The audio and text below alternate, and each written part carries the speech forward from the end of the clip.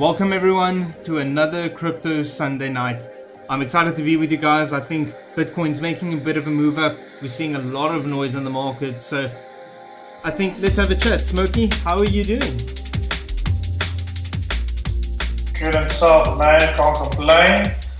Been an interesting weekend to see this market pumping. And yeah, I think we'll have to wait and see what tomorrow morning brings. But it's going to be interesting show and see what we can do with this market that we see in front of us. Look, like I said on Friday, I think a lot of people need to be extremely careful what they're seeing in the market, what they're hearing.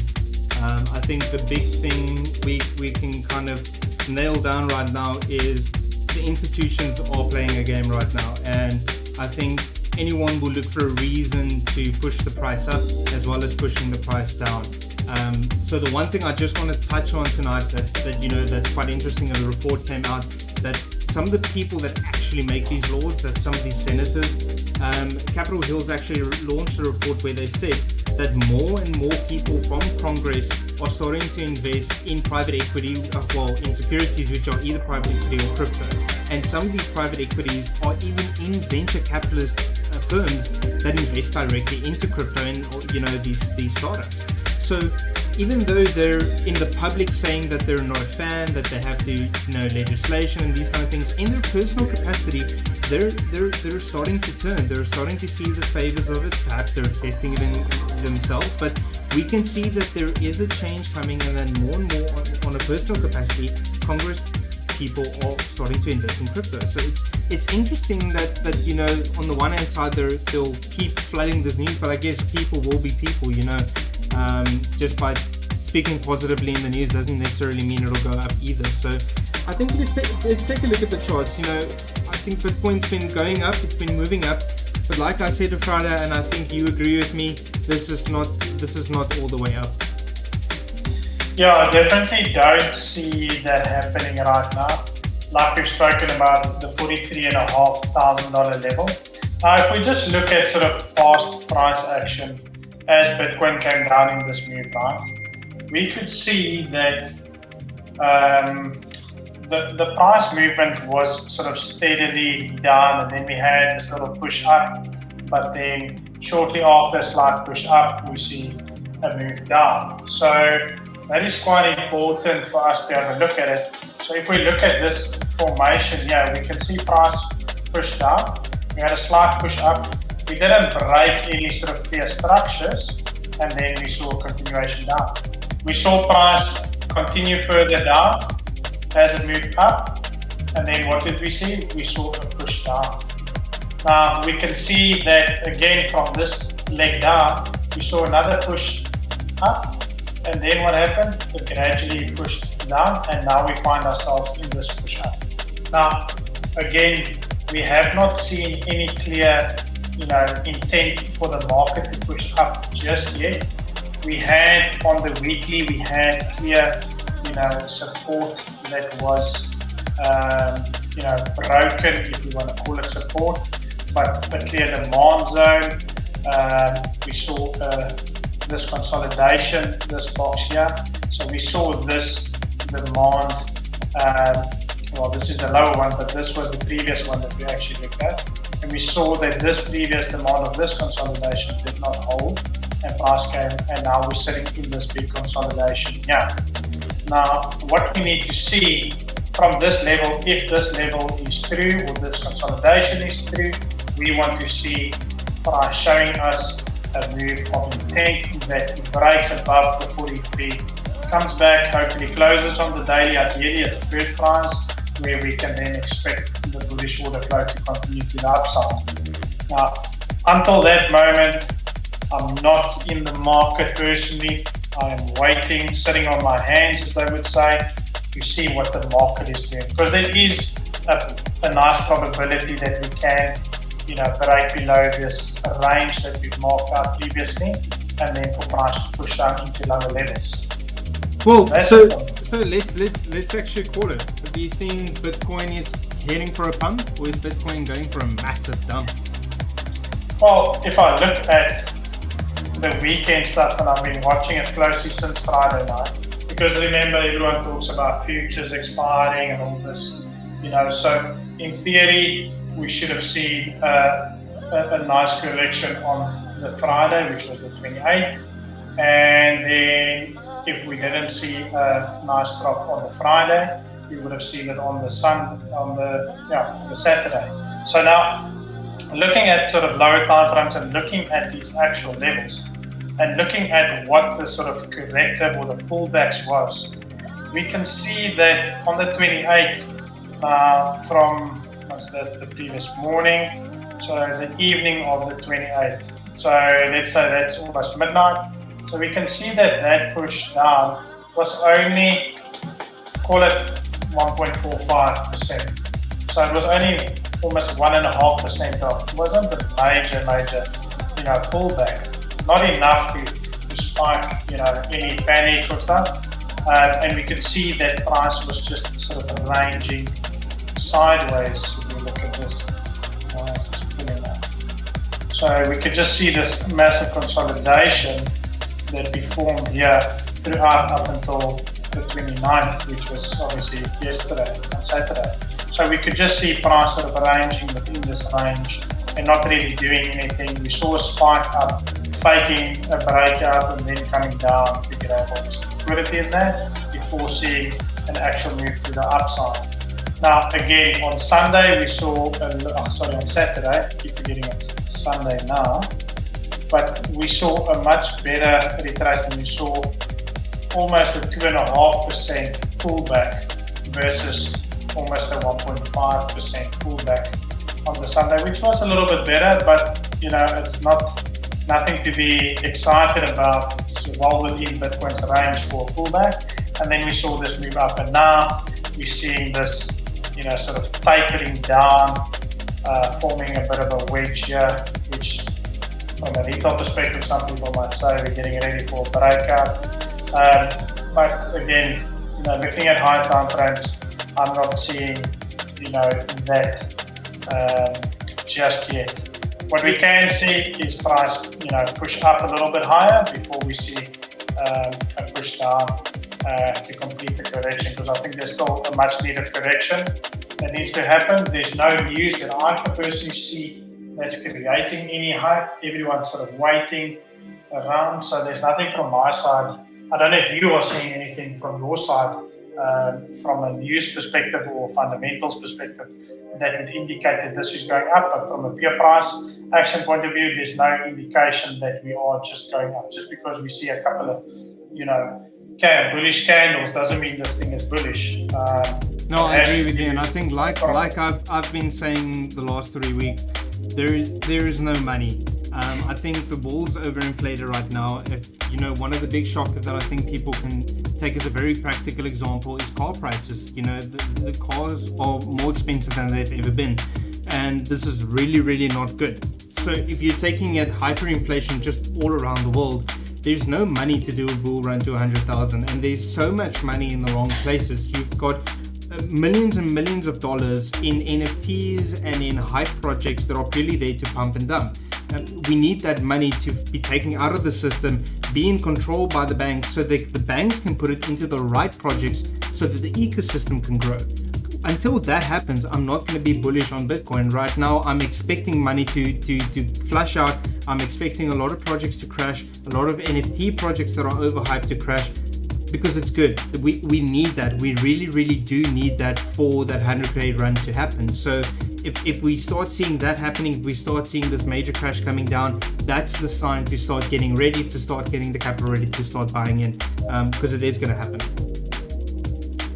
Look, we'll have to wait until it happens. But also looking at, if we just look at the altcoins, we have not seen that big of a push, in all of the coins. Like, yes, but BNB just pointing out this key level that we had of $337. We saw price come down to 33,630 cents, which was quite phenomenal in terms of how close it was to our target. As we can see in this allocation here below, we can see that we just came down, tapped that zone, but we did not close below it, pushing back up But now we can see this sort of, flag formation, if you want to call it that. Not that I look at these patterns, but we can see, this typical sort of wedge formation forming here. If we don't consider the wicks as like full on, obviously breaks above, that it's purely an injection from this level, and we can see that forming up. So it's sort of getting ready for a push down. And yeah, we can see this daily candle is quite bullish, quite bearish on BNB. So that's quite interesting to see. But also looking at where the crypto market is sitting currently, we are sitting at roughly about $1.7 trillion roughly. And we were over $2.1 trillion not too long ago. So that money that's been taken out of the market, it's quite a bit that's been taken out, but it makes you wonder, like, is that money being pushed aside for a lower potential pullback before putting in the money? I mean, that's what I would do if I had extra cash. I would wait for this correction that we've been, speaking about for quite a while. Also, like I said, the altcoins has not moved. We've seen Luna significantly pull back as well, and it's still forming potential continuation to the downside. We can see this sort of 3-bar play scenario playing out here for the down move, and we can see that that's coming in, towards the $36, call it $40 to $36 range, which is a great buying opportunity. Can it go lower? Yes, all depending on that. It can. I think people need to realize that, that crypto is a very long-term game. It's been around for a couple of years now, and what we have seen is even the coins that we are pointing out now, it could be Solana, ADA, BNB, those coins could 2 years from now not be on this chart anymore. That's a highly likelihood. Things are changing dramatically, and we can see that Bitcoin has its up and downs, but we're starting to get to a point where if there's no actual technology and fundamentals behind the token, it's gonna crash. And I think Shiba Inu is a very, very good example of that, where it came out of the dark, started fighting with Doge, and the first impression I had was I was actually hoping for Shiba Inu to overtake Doge just to prove a point. But we've seen that the Doge community, because of the technology backing, has been actually sustaining their ground compared to Shiba Inu that's just been going down, and I don't think it's looking good for that coin either. So it's interesting to see how even these coins with not a lot of technology backing it, how they're growing, but the more they're starting to add technology, you can see that they're starting to attract other people. So I don't know, we're again, everyone's probably also getting a story of why you should invest in them, because they have that great technology. And I think we've also seen people are willing to just throw money at something just if it sounds like you know what you're talking about. So we need to see a crash, we need to see a correction. There's a lot of money in that statement for now. Getting my cash ready, taking profits where I can, and putting the cash aside. Like we said, what would smart money do? We're going to put that cash aside. The winter is going to come, and we want to be ready for them. Look, I also think we shouldn't see it as a cash. It's a great buying opportunity. I do think projects like Solana will still be around, right? Because it's just obviously they're finding some technical difficulties within their, scaling solutions and that to obviously improve and obviously adapt fast enough, because they were quick out of the gates. Also, keeping in mind that what's the guy from FTX, the one owner that's punting them so hard? Eric, but he's a big supporter of it. I mean, he's come out a month ago already saying that Solana is going to go through a couple of hurdles, but they're innovating, and he's every time there's been an attack, he's been there to say, this is part of the progress. There needs to be attacks. It's part of the innovation process. Just stick through it. Solana is a great system. So it's extremely to see that these guys that are also pioneers in their own tokens are supporting these bigger ecosystems for a reason. So we shouldn't take what they're saying quite like, with the wrong heart. We should be open to what these guys are saying, because they do know a lot more than we do, because they're actually creating that and pioneering that innovation. Yeah, but keep in mind what I also heard is that the Sam Bankman-Fried, he actually has a stake in Solana. just out of interest, I read somewhere, I can't remember where exactly it was, but I heard that guys were bashing him, saying that he's obviously got a stake in Solana and that's why he's pumping. But also looking at ADA hasn't moved that drastically in the last couple of days. Great, obviously, concept and that, but also looking at it from a higher time frame premise, it's still a great buying opportunity that we cannot ignore. And I'd much rather put money in ADA than what I would do with Doge or Shiba Inu, because I feel this is a lot more solid project and I can trade it obviously quite nicely as well. Do I think there's more potential downside for ADA before we see a move up? Totally do, especially if Bitcoin is going to because everything is following Bitcoin right now, yeah. 100%. The other thing that was interesting, I saw you mentioned in the report, the weekly report about CRO and obviously the NFL the Super Bowl. that they're running in Super Bowl in 2 weeks' time. That's going to be super interesting to see. So look, they've had a good run last year, right? That's why I think it's extremely notable. Even though I don't think Crypto.com, the main concern is still that a lot of platforms have been taking attacks and they've come out and transparently and quickly addressed it, where CRO hasn't. And that's one of the reasons they've kind of gone down, because they've kind of like shoved it under the carpet because they were this professional big exchange. But what we can also see is because they have a very different target market, that's one of the reasons they're going to start pumping now, because people know that CRO's exact target market are the people that they've already attracted from the likes of Super Bowl. So running that Super Bowl event for the second time, we most likely will see a pump because it's had a very successful run last time. So I can only see, that's one of the main reasons they're probably going to do it again. And as the exposure for crypto is getting bigger, that's one of the reasons they're going to go up. Maybe it gives them such a big boost where they maybe break all-time high. I'd like to see that. But definitely that's one thing we can take a look out for. It is going to make a difference in the coin.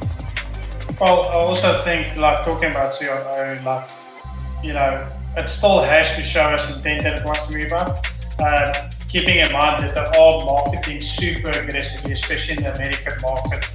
And that is your biggest market. If you want to make money, you want to capture the American market. There's 325 million people there.